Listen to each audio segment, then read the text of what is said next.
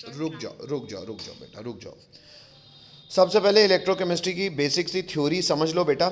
कभी भी कोई केमिकल रिएक्शन होता है, जैसे कि ये सामने केमिकल रिएक्शन के एग्जांपल के थ्रू मैं बताता हूँ। जैसे आपने सुना भी होगा कि जिंक सॉलिड को कॉपर के सोल्यूशन से रिएक्शन कराओ तो अपने आप रिडॉक्स होता है। रिडॉक्स में जिंक ऑक्सीडाइज कर जाता है, आपको दिख रहा है जिंक 0 से +2 के स्टेट में पहुंच गया है। और कॉपर रिड्यूस कर जाता है, वो इलेक्ट्रॉन गेन कर रहा है, +2 से 0 के स्टेट में आ रहा है। अच्छा, ये काम खुद ब खुद होता है। हाँ, आपको करा इस खुद ब खुद होने का प्रोसेस को हम इंग्लिश में कहते हैं एक स्पॉन्टेनियस चेंज है, खुद ब खुद होता है। इस प्रोसेस के दौरान जो इलेक्ट्रॉन का लेन देन हो रहा है, अगर इस इलेक्ट्रॉन के लेन देन के बीच में आप आ जाओ तो एक दे रहा है, दूसरा ले रहा है, बीच में आप आ जाओ तो आप उस इलेक्ट्रॉन को इंजॉय कर लोगे। और इलेक्ट्रॉन को इंजॉय करने का मतलब आप बिजली बना लिए। तो यही बिजली बनना एक केमिकल चेंज से जिस ब्रांच ऑफ केमिस्ट्री में पढ़ा जाता है उसे इलेक्ट्रोकेमिस्ट्री कहते हैं। ठीक है, कैपिटल ए पढ़ो बेटा। तो ये नोट्स जो आपको मैंने लिखवाए हुए उसमें पहला कैपिटल ए हमने लिखा है कॉम्पिटिटिव इलेक्ट्रॉन ट्रांसफ़र। हालांकि जो मैंने आपको एग्जांपल से समझाया है वो लगभग वही बात है, बस यहाँ पे एग्जांपल दूसरा हुआ है। एक स्पॉन्टेनियस चेंज हो रहा है कॉपर सॉलिड और सिल्वर के सोल्यूशन में। ये मैंने फ़ोटो से भी दिखाया है कि एक बीकर है, उस बीकर में सोल्यूशन है। सोल्यूशन किसका है देख लो, सिल्वर का सोल्यूशन है। हालांकि इंग्लिश है कि copper rod is dipped in silver nitrate solution. Nitrate से मुझे मतलब नहीं, मुझे सिल्वर के पॉजिटिव आयन से मतलब है। तो सिल्वर के पॉजिटिव आयन्स पानी में हैं और कॉपर रॉड मैंने उसमें डिप किया। कॉपर और सिल्वर भी खुद ब खुद स्पॉन्टेनियसली रिएक्ट करते हैं। ये शायद आपने 10th की इलेक्ट्रोकेमिकल सीरीज़ में देखा भी होगा कि कॉपर सिल्वर से ज़्यादा रिएक्टिव मेटल है। मेटल करता क्या, इलेक्ट्रॉन देता, मतलब ऑक्सीडाइज होता है। तो कॉपर ऑक्सीडाइज हो जाएगा। ये शायद इस बच्चे ने गलत लिखा हुआ है, Cu2+ बनाएगा बेटा, 2- नहीं, सुधार लो, है ना। तो कॉपर बनाएगा Cu+2 एक्वस और सिल्वर रिड्यूस हो जाएगा, बना लेगा सिल्वर सॉलिड। अब यहाँ पे यही कह रहा है कि यहाँ पे कॉपर सॉलिड जो है वो ऑक्सीडाइज हो रहा है Cu+2 एक्वस में and Ag+ is reduce to Ag solid. ठीक है, बोली थी अपन ने। The solution develops blue color due to formation of copper ions। अब कॉपर आयंस हम डी ब्लॉक पढ़े हुए हैं, हमें पता है यूजुअली ये बात कि कभी भी कोई भी ट्रांजिशन मेटल्स में अगर इन जनरल, ऐसे गर्दन मत पकड़ लेना, हाँ, पर इन जनरल बात वैलिड है कि कभी भी कोई ट्रांजिशन मेटल में अगर अनपेड इलेक्ट्रॉन है उसके किसी ऑक्सीडेशन स्टेट में तो वो रंग दिखाएगा। जैसे कि कॉपर का एटॉमिक नंबर क्या होता है बेटा, 29। एक बार चेक भी करा लेता हूँ, है ना। इलेक्ट्रॉनिक कन्फिग्रेशन क्या होता है सर, थोड़ा सा अजीब सा होता है, 4s1 और 3d का में 9 से 10 हो जाता है। तो कॉपर +2 में एक इलेक्ट्रॉन गया 4s का और एक इलेक्ट्रॉन गया 3d का। तो कन्फिग्रेशन क्या हो गया बेटा कॉपर +2 का, हेलो, बोलना पड़ेगा भैया, सब शांत क्यों। कॉपर +2 का कन्फिग्रेशन क्या होगा, बोलो। अरे सामने लिखा भाई, मेरी आवाज़ आ रही है, मेरी आवाज़ आ रही है सबको। मैंने पूछा कॉपर +2 का कन्फिग्रेशन क्या होगा, 3d9। 3d9। बाकी लोगों आवाज़ आ रही है कि केवल इनएक्टिव हो, आवाज़ तो आ रही है ना, हेलो। हाँ तो इनएक्टिव मत रहो ना गधों। तो 3d9 कन्फिग्रेशन है, मतलब डी में एक ऑर्बिटल है जिसमें इलेक्ट्रॉन्स अनपेड हैं, और अनपेड इलेक्ट्रॉन कभी भी होता है तो इन जनरल कलर दिखाता है। कॉपर भी दिखा रहा है, कॉपर इस स्थिति में ब्लू रंग का दिखता है, हेलो। ये एक फैक्चुअल जानकारी है कि ब्लू रंग का दिखता है, हेलो। और डी ब्लॉक से इसकी सिमेट्री ऐसे बन गई है कि भैया उसमें अनपेड इलेक्ट्रॉन है, तो अनपेड इलेक्ट्रॉन जिसमें होते हैं वो जनरली कलर्ड होते ही हैं। तो क्यों, due to formation of copper ions and equilibrium greatly favours product. Equilibrium greatly favours product क्यों लिखा हुआ है, ये चीज़ ये बता रही है कि ये कॉपर अपने आप कॉपर +2 में जाने बदलना चाहेगा और सिल्वर अपने आप सिल्वर में बदलना चाहेगा, मतलब ये रिएक्शन स्पॉन्टेनियस है तो रिएक्शन फॉरवर्ड डायरेक्शन में शिफ्ट होगी, हेलो। तो फॉरवर्ड डायरेक्शन में ग्रेटली इक्विलिब्रियम प्रोडक्ट को तभी बनाएगा जब रिएक्टेंट से प्रोडक्ट खुद ब खुद बनना चाहेगा।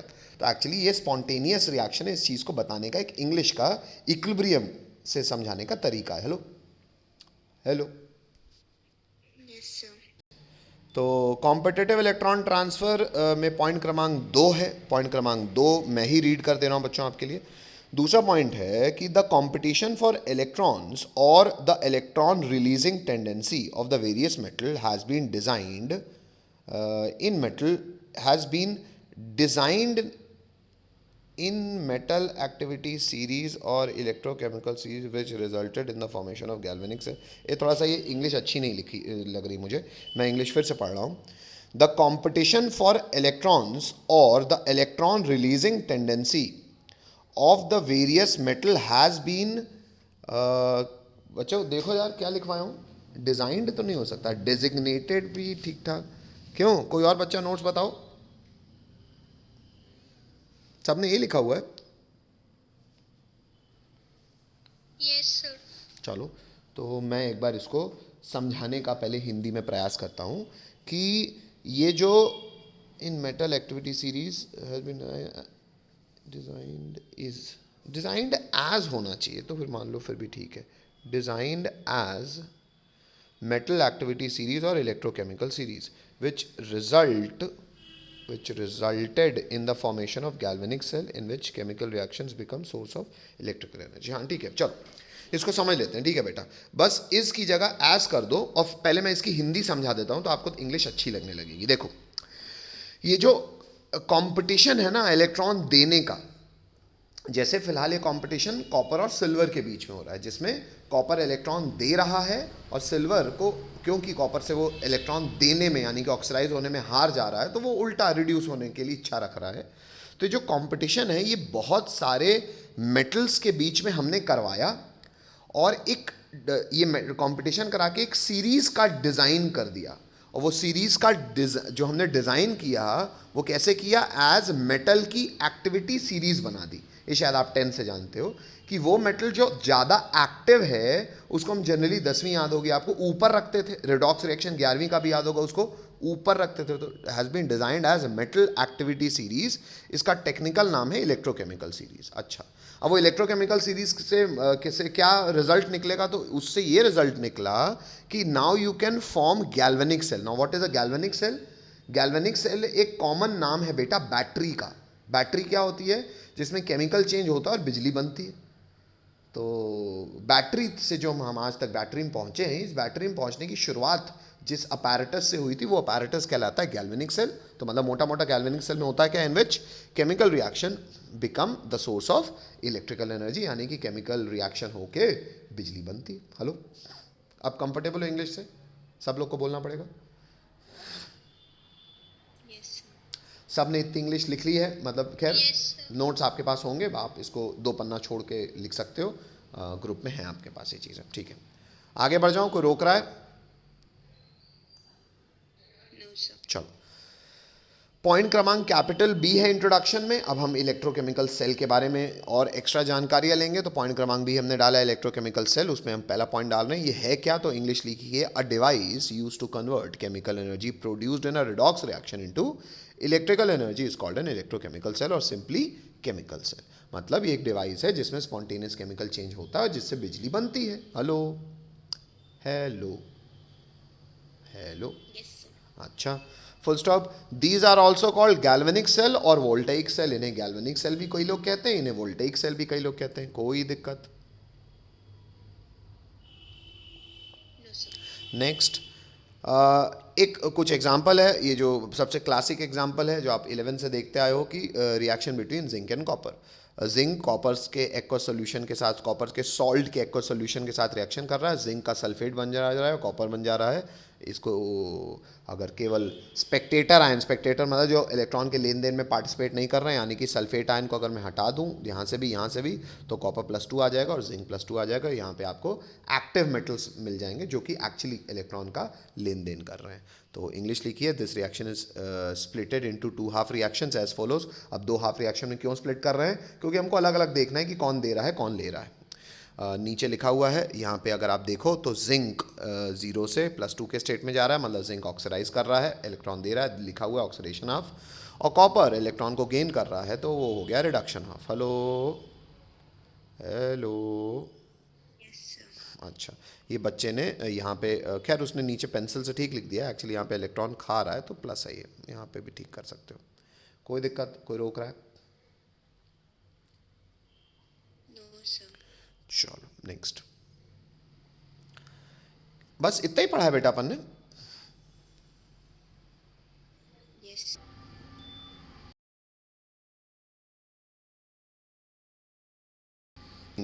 Salt bridge and it's functions. Salt bridge and it's functions में बच्चों इंग्लिश लिखेंगे पॉइंट क्रमांक रोमन नंबर 1 करके। पहला पॉइंट लिखेंगे बच्चों, लिखेंगे it is a you tube containing a solution of an inert electrolyte such as KCl, KNO3। लिखो तो हाँ बोलो।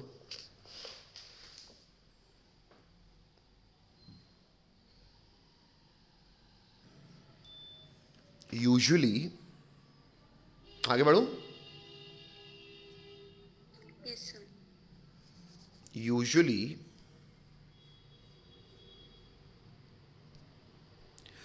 solidified by boiling with agar and gelatin and later cooling to a jelly like substance, full stop।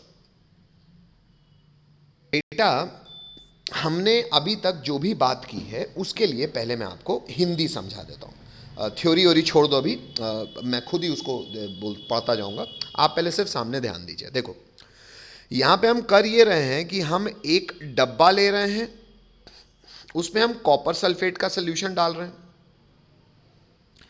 इस तरफ मैंने copper sulphate का solution डाल दिया, ठीक है।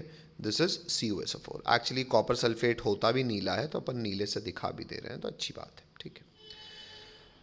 इस तरफ मैंने जिंक सल्फेट का सॉल्यूशन, अच्छा वैसे मेरे को नोट उधर बनाना है तो मैं उल्टा काम कर दिया हूँ, तो कोई बात नहीं, मैं इधर जिंक सल्फेट डालना चाह रहा हूँ। तो जिंक हालांकि होता सफ़ेद है बेटा, लेकिन सफ़ेद रंग मान लो लिख नहीं पाएंगे ना, तो बैकग्राउंड होता तो लिख लेते। इस तरफ मैंने डाल दिया जिंक सल्फेट का सॉल्यूशन। जिंक सल्फेट बच्चों सफ़ेद कलर का होता है, इसलिए कहलाता भी वाइट विट्रियोल है ना। और इस तरफ ऑपोजिट दूसरी तरफ मैंने कॉपर सल्फेट का सॉल्यूशन डाल दिया, है ना। This is CuSO4। ये क्योंकि नीला होता है तो कहलाता भी है बेटा ब्लू विट्रियोल। कोई दिक्कत? हेलो, अभी लिखने पे ध्यान मत दो। विट्रियोल होता है कि विट्रोल होता है? बेटा विट्रियोल होता है, जहाँ तक स्पेलिंग है VIVTRIOL। इसको एक बार गूगल भी कर लेंगे, हालांकि मेरे हिसाब से विट्रियोल ही होता है ना। हालांकि यहाँ से इंग्लिश में लिखा नहीं है, पर ठीक है, विट्रियोल ही मानते हैं अभी, है ना।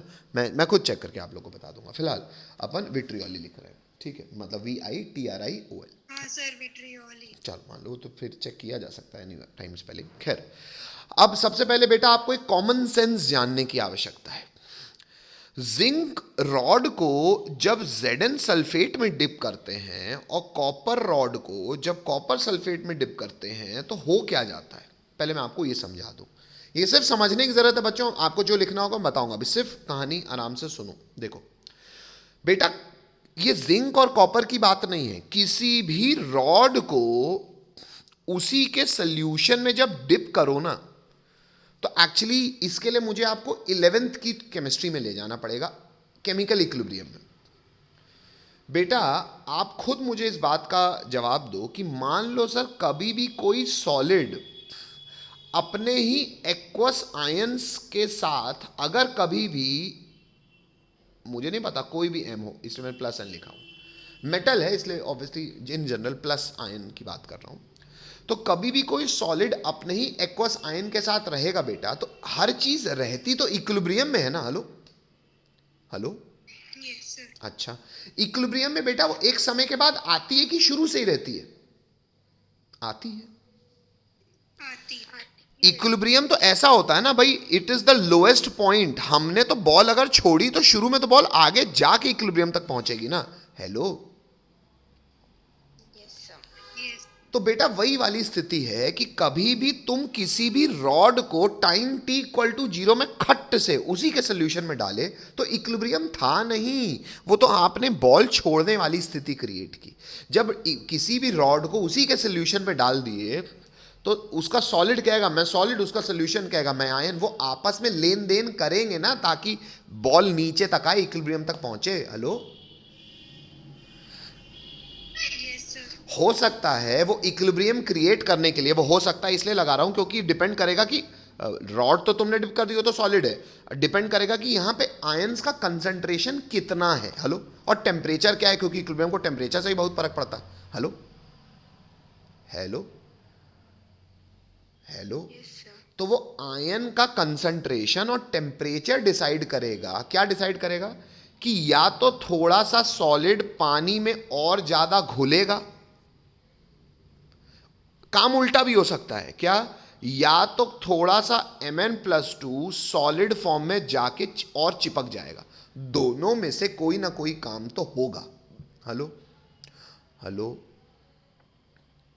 हाँ सर। और जब जैसे तुमने रॉड को उसी के सोल्यूशन में डाला, दोनों में से जो भी काम हो होने के बाद क्या आ जाएगा, इक्विलिब्रियम। Equilibrium. तो मतलब या तो इलेक्ट्रॉन दिए जाएंगे या तो इलेक्ट्रॉन एक्स्ट्रा खाए जाएंगे, फिर आएगा इक्विलिब्रियम। इतनी बात राइट है। हेलो।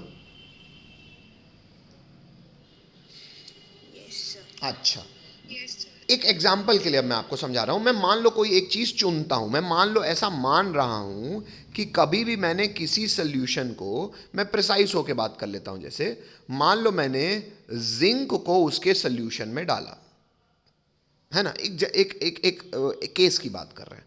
मान लो जब भी मैंने ऐसा किया, फर्ज करते हैं कि थोड़ा सा जिंक इक्विलिब्रियम में आने के लिए अपने आयंस के साथ घुल गया। घुल गया मतलब अभी घुलना is not a physical change, it is a chemical change. Zinc तभी थोड़ा सा एक्स्ट्रा घुलेगा जब Zn+2 में बदलेगा। Hello hello. हाँ सर। सबको बोलना पड़ेगा अभी। हेलो। Yes, sir. इससे हुआ पता है क्या बेटा, इससे हुआ ये कि सोल्यूशन में थोड़ा सा बाहर की तरफ आ गया माइनस, क्योंकि उसने इलेक्ट्रॉन दिए हैं, और क्योंकि इलेक्ट्रॉन उसने दे दिए तो वो खुद क्या बन गया, Zn+2, मतलब अंदर वो क्या हो जाएगा थोड़ा सा। Yes. तो बेटा कभी भी कोई रॉड अगर उसी के सोल्यूशन में डिप किया जाता है ना, तो ऐसा ही एक कैपेसिटर अब थोड़ा बहुत अरे क्या नाम है फिजिक्स में, क्या पढ़े हो, अरे रुका हुआ करंट, Electrostatic. हाँ स्टैटिक, रुका हुआ करंट, इलेक्ट्रोस्टैट्स पढ़े हो। हेलो। हाँ सर। तो इलेक्ट्रोस्टैट्स में क्या आपने ऐसा कैपेसिटर जैसी चीज देखी है हाँ सर। क्या बेटा? कैपेसिटर जैसी चीज आपको बस वही डंडी बस मन में मना लो, क्या ये चार्ज सेपरेशन आपको यहां नहीं दिख रहा, plus minus minus plus. Hello. हाँ सर। क्या आपको पता है कैपेसिटर एक चार्ज कंटेनिंग बॉडी होता है, चार्ज कैरी कर सकता है। हेलो। Yes, sir. क्या वो जो चार्ज कैरी करेगा वो उसमें कुछ औकात रखेगा ना भाई, चार्ज जितना कैरी किया, 10 रुपया का, 20 रुपया का, एक पोटेंशियल रहता है ना कैपेसिटर में, एक चार्ज्ड कैपेसिटर में। हेलो। Yes, yes. उसी पोटेंशियल को मैं कह रहा हूं इलेक्ट्रोड पोटेंशियल। क्या कह रहा हूं? Electrode. और ये इलेक्ट्रोड पोटेंशियल क्यों बना? क्योंकि मैं कभी भी किसी रॉड को उसी के सोल्यूशन में डिप करूंगा तो या तो लेन होगा या देन होगा। लेन देन के हिसाब से चार्ज सेपरेशन हो जाएगा उसी रॉड का विथ रिस्पेक्ट टू वो solution at that particular temperature. और वो होने के बाद जब वो रॉड अपने ही सोल्यूशन में डिप होगा, उसकी कुछ औकात होगी। काहे की औकात? चार्ज लेन देन करने की, जिसे मैं उस इलेक्ट्रोड का पोटेंशियल कहूंगा with respect to its own solution at that particular concentration at that particular temperature. If you change the concentration of this Zn+2, if you change the temperature, then the equilibrium का this डंडी will change. Hello hello. Yes, sir. ये समस्त पंचायत मैंने केवल electrode potential define करने के लिए की है, जो कि आपसे कोई बोर्ड में पूछेगा नहीं। वैसे तो मैं आपको सीधा रटा भी सकता था कि बेटा कभी भी रॉड को उसी के सोल्यूशन में डिप करेंगे तो इसमें कुछ पोटेंशियल आ जाएगा, ऐसा आप रट भी सकते थे। लेकिन शायद अब आप ये समझ पाओगे कि सर इसलिए आता है क्योंकि एक कैपेसिटर टाइप की चीज बन जाती है। और क्यों बनती है? क्योंकि कभी भी टाइम t=0 में तुम कोई भी सॉलिड को उसके सोल्यूशन के साथ रखोगे तो या तो इक्विलिब्रियम में तो आना पड़ेगा ना, क्योंकि बॉल अभी ऊपर है। जब वो नीचे आएगी बॉल इक्विलिब्रियम में, तो या तो थोड़ा सा घुलेगा या तो थोड़ा सा उल्टा काम भी हो सकता है। हेलो। ये भी हो सकता है, डिपेंड करेगा तुम्हारा कंसंट्रेशन कितना है और तुम किस टेम्परेचर पे काम कर रहे हो। Hello hello. हाँ सर। चलो अब Yes, sir. अब सब बच्चे शायद समझ पाए हैं कि इलेक्ट्रोड पोटेंशियल क्यों और क्या होता है। हर मेटल ऑब्वियसली अलग होते हैं ना, ये क्या है भैया, सूसू मत करो भाई, हु इज डूइंग सूसू, अनमोल, सूसू मत करो बेटा, सूसू क्या कर रही हो हैं? सर वो किचन में। अच्छा, तो किचन में पढ़ रही हो तुम?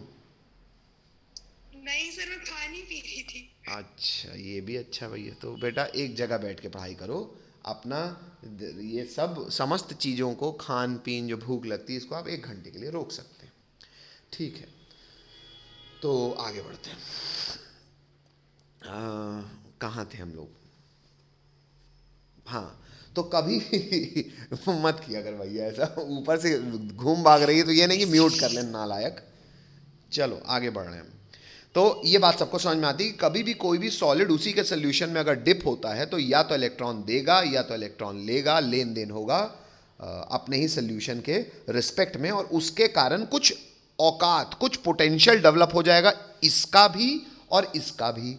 क्या ये दोनों मेटल्स जो हैं, एलिमेंट्स जो हैं, ये सेम हैं? नहीं। क्यों? अरे सर दोनों में प्रोटॉन्स हैं अलग अलग है, न्यूक्लियस है अलग अलग है, तो दोनों का लेन देन करने की कैपेसिटी अलग अलग होगी, तो दोनों का पोटेंशियल अलग अलग होगा for obvious. Hello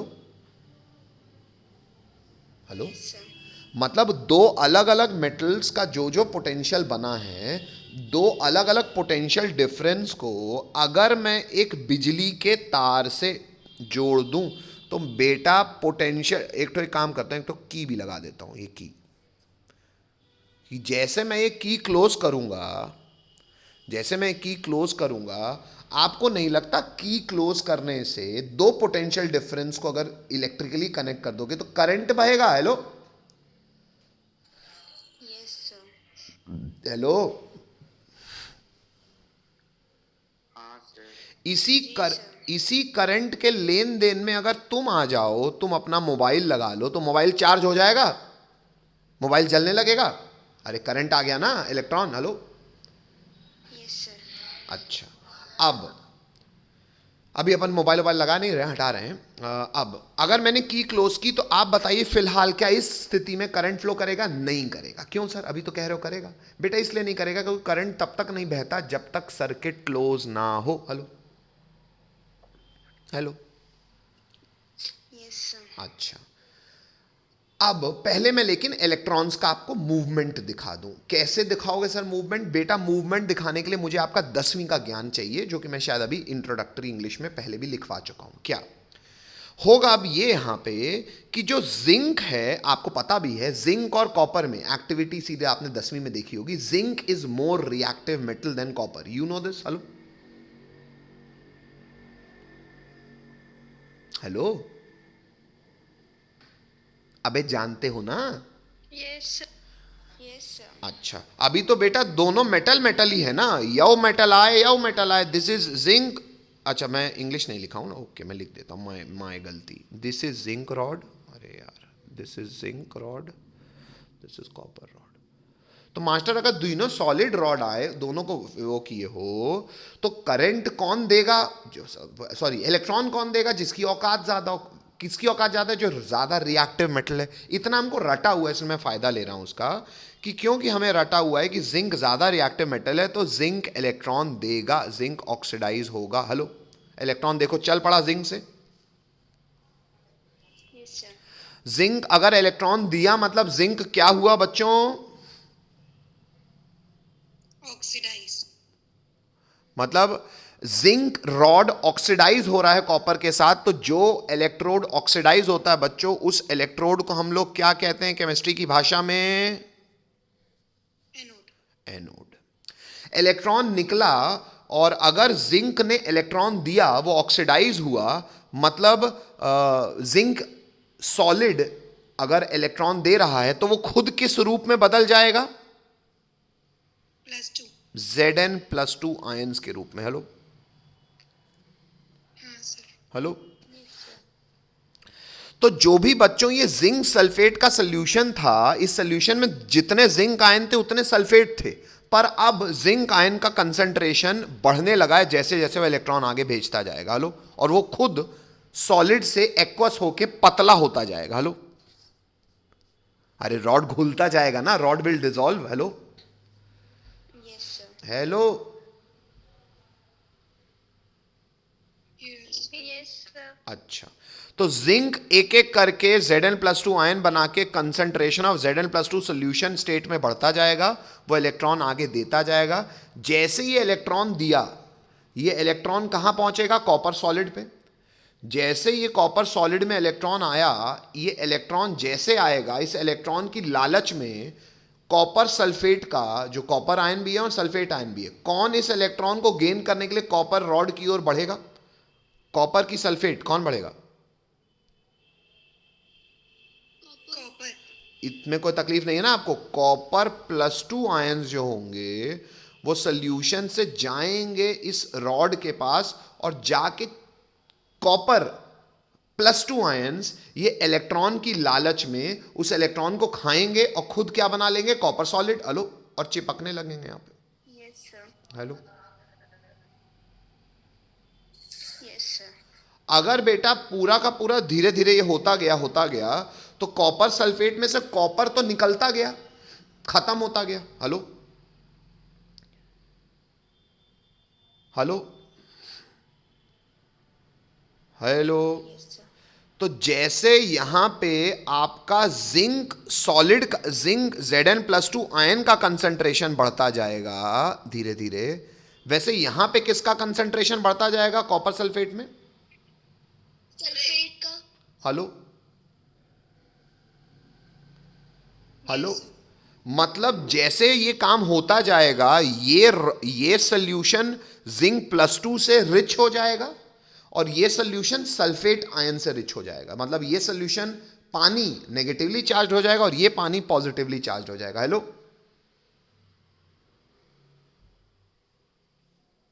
hello, Yes, sir. Yes, अच्छा, sir. क्या बेटा करंट बहेगा? अभी भी नहीं सर, सर्किट क्लोज करो, क्योंकि सर करंट तब बहता है जब सर्किट क्लोज हो। सर्किट क्लोज करने के लिए, मतलब इलेक्ट्रॉन का लेन देन बराबर करने के लिए, यहां पे मैं एक यू शेप्ड ट्यूब डिप करूंगा।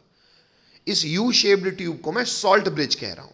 अब salt bridge sir circuit close कैसे की? इस सॉल्ट ब्रिज में व्यक्ति इलेक्ट्रोलाइट का इस्तेमाल करता है। जो जनरली इलेक्ट्रोलाइट का हम इस्तेमाल करते हैं वो कुछ भी कर सकते हैं, जैसे KCl, K2SO4, हम किसी का भी इस्तेमाल कर सकते हैं। मैं एग्जांपल के लिए KCl का इस्तेमाल करता हूँ। किसका? KCl का। अब KCl का अगर मैं इलेक्ट्रोलाइट बच्चों यहाँ पे डाल दूंगा तो पता है क्या होगा? इलेक्ट्रोलाइट मतलब पानी में, तो बेटा आपको नहीं लगता उल्टा डालोगे सर वो तो भसड़ के गिर जाएगा नीचे ग्रेविटी के कारण? हेलो, तो वो इलेक्ट्रोलाइट को मैं नॉर्मली नहीं डाल सकता। वो इलेक्ट्रोलाइट को मैं पहले एक जेली लाइक सब्सटेंस की तरह बनाने के लिए, पहले उसको सॉलिडिफाई करने के लिए पहले मैं उबालूंगा एक एक एक एक एक औजार के साथ। वो औजार कहलाता है अगर अगर। और अगर अगर के साथ साथ में जिलेटिन डाला जाता है, उसके साथ उबालते हैं और फिर ठंडा कर देते हैं, जैसे जेली बनाते हैं। और वो जेली लाइक स्ट्रक्चर बन जाता है, जिससे होता यह है कि उसके अंदर अभी भी आयंस तो रहते ही हैं, लेकिन सॉलिडिफाइड कोटिंग के फॉर्म में, कि भसड़ के गिर ना जाए ग्रेविटी के कारण। Hello hello, Yes, sir. अच्छा, अब आप खुद बताइए सर्किट क्लोज कैसे हुआ? सर्किट क्लोज ऐसे हुआ कि जो आपने इलेक्ट्रोलाइट यूज किया सॉल्ट ब्रिज में KCl, उसमें क्योंकि यहाँ पे जैसे ये जिंक आगे इलेक्ट्रॉन देके खुद घुलता जाएगा तो Zn+2 बनाएगा। ये Zn+2 के आने से ये सोल्यूशन थोड़ा सा पॉजिटिवली चार्ज होने लगा। ये Zn+2 से रिश्तेदारी कौन करेगा? यहाँ सॉल्ट ब्रिज का नेगेटिव आयन, यानी कि Cl-, क्योंकि वो माइनस है, वो किसकी तरफ भागेगा? Zn+2 की तरफ। Plus. हेलो, और जो इस सॉल्ट ब्रिज में K+ होगा वो किसकी तरफ भागेगा? क्योंकि ये सल्फेट बढ़ रहे हैं तो इसकी तरफ भागेगा। देख लो, सर्किट क्लोज हो गया ना भाई। इस यहां तक तो इलेक्ट्रॉन फ्लो कर रहा था। इस रॉड का कनेक्शन इस सोल्यूशन से कैसे हुआ? इलेक्ट्रिकल कनेक्शन, कॉपर+2 इसकी तरफ भाग रहा है। अच्छा, ये बाकी के बचे सोल्यूशन का आगे कहानी कैसे कनेक्ट हुई इलेक्ट्रिकली? सल्फेट आयन K+ से अट्रैक्ट हो रहा है, करंट आगे बह गया ना इन फॉर्म ऑफ आयंस का movement. Hello hello, Sir.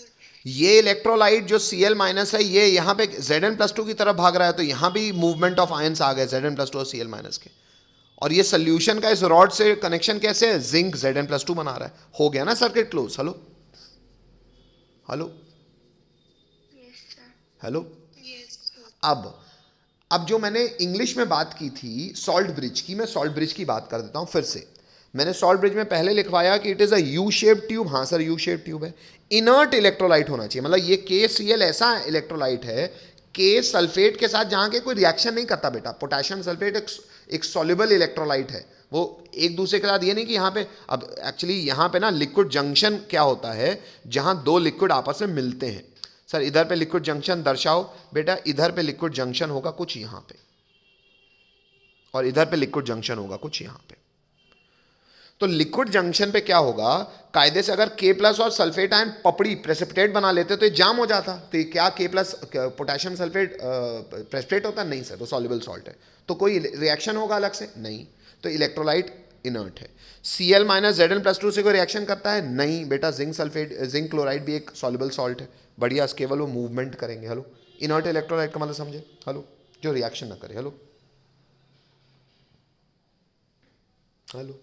Yes, sir. अच्छा, उसके बाद ना main function of salt bridge मैंने आपको बताया टू कंप्लीट इलेक्ट्रिकल सर्किट। ठीक है, सर्किट कंप्लीट हो रहा है कैसे? By flow of current in the, by flow of current in the outer circuit and by flow of ions in the solution. Hello hello.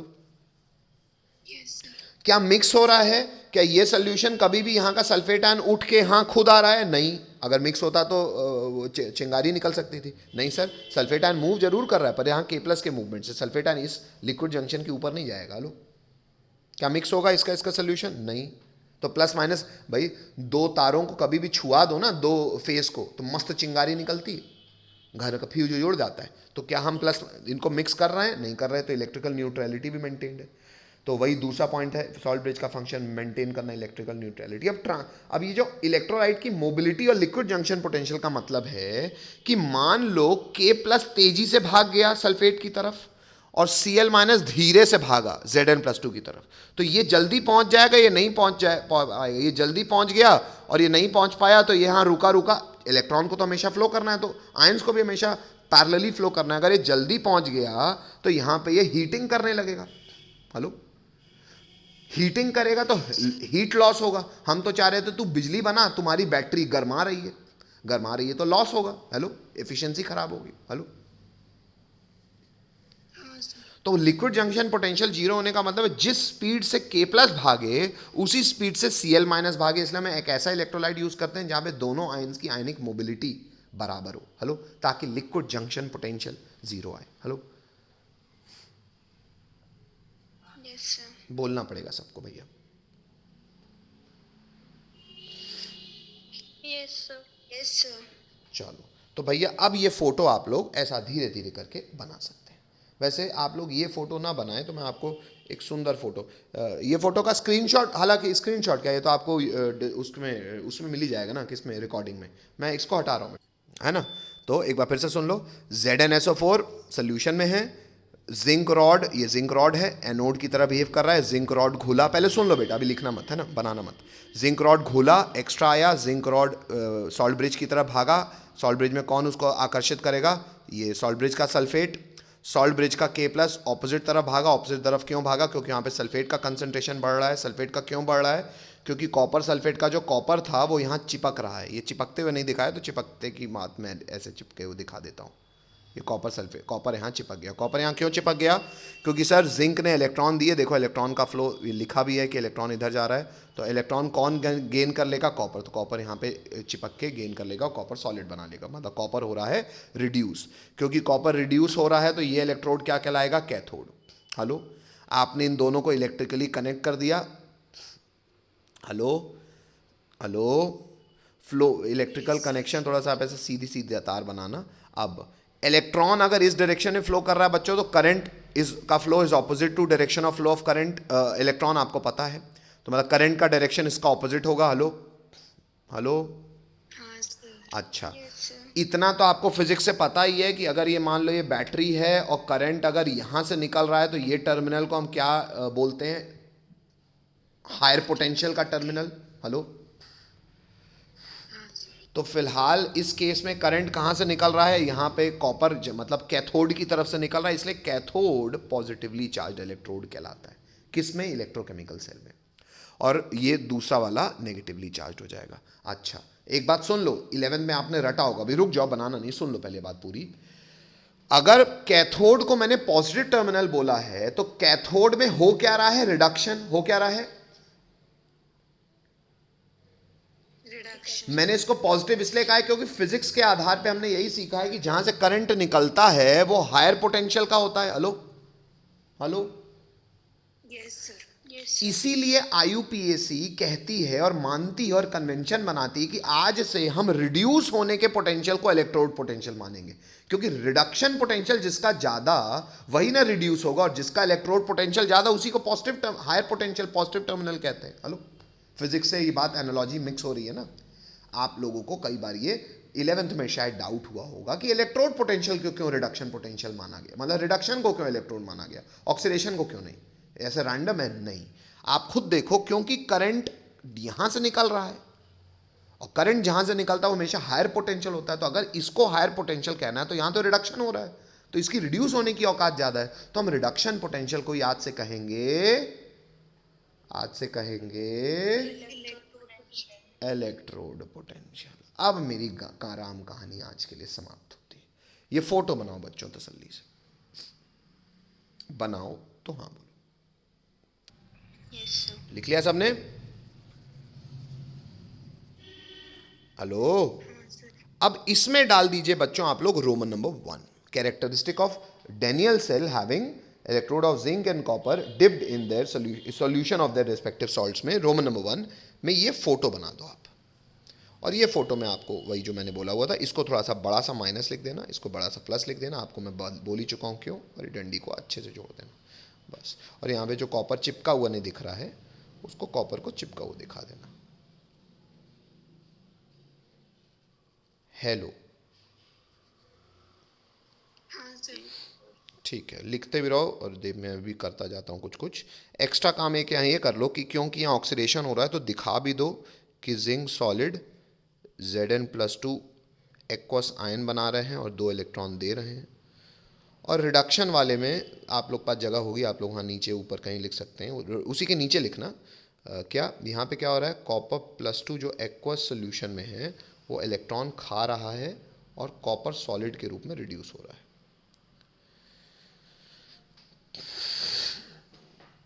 ये मैं चाहूँगा आप लोग जिंक इस वाले डब्बे के नीचे जिंक ये ऑक्सीडेशन हाफ रिएक्शन लिखें, और इस वाले के डब्बे के नीचे अलावा को रिडक्शन हाफ रिएक्शन लिखें। हेलो, समझ पा रहे हो क्या कह रहा हूँ मैं? हाँ सर। फोटो बहुत तसल्ली से सुंदरता से बनाना, सॉल्ट ब्रिज अच्छे से दिखाएं बस। बाकी तो मेरे हिसाब से इलेक्ट्रॉन का फ्लो ये है, करंट का फ्लो ये है। प्रयास करो अलग अलग पेनों का इस्तेमाल कर सकते हो, सुंदर सी फोटो बनाओ बेटा एक। आज की क्लास मेरी बस यहीं पे समाप्त है। लेकिन हो गया है सबका? अच्छा, स्क्रीनशॉट ले लो, वैसे वीडियो में दिख ही जाएगा। एक्चुअली मुझे एक छोटी सी बात और बोलनी है आपको, फिर क्या है, फिर ये लय में पूरा हो जाएगा। बेटा जिंक रॉड के नीचे, मतलब जिंक वाले कंपार्टमेंट के नीचे जहाँ ऑक्सीडेशन हो रहा है, मैं ये भी चाहूँगा आप इंग्लिश में लिख लो बेटा, वहाँ पे रॉड के साथ क्या हो रहा है। तो जिंक रॉड के उस जिंक वाले कंपार्टमेंट के नीचे लिखेंगे, एनोड के कंपार्टमेंट के, कि zinc is dissolved at anode. हो रहा है ना? हेलो, ये फिजिकली दिखेगा ना आपको, जिंक रॉड पातर होती हुई। Hello, yes sir. हाँ सर। अच्छा, कॉपर रॉड आपको फिजिकली क्या दिखेगी? Copper is deposited at cathode, मतलब कॉपर रॉड आपको मोटी होती हुई दिखेगी, कैथोड। हेलो, हाँ सर। ये सेल कब तक चलता रहेगा? मोटी होने को तो आदमी मोटा होता रहे, कब तक चलता रहेगा? ये तब तक चलता रहेगा जब जिंक रॉड घुलती घुलती जिंक पूरा घुल पातर जाएगा। ना हो जाए। Hello yes sir. Hello, yes sir. चलो भैया, आज के लिए राम कहानी यहीं से समाप्त होती है बच्चों। बाकी चीज़ों के साथ हम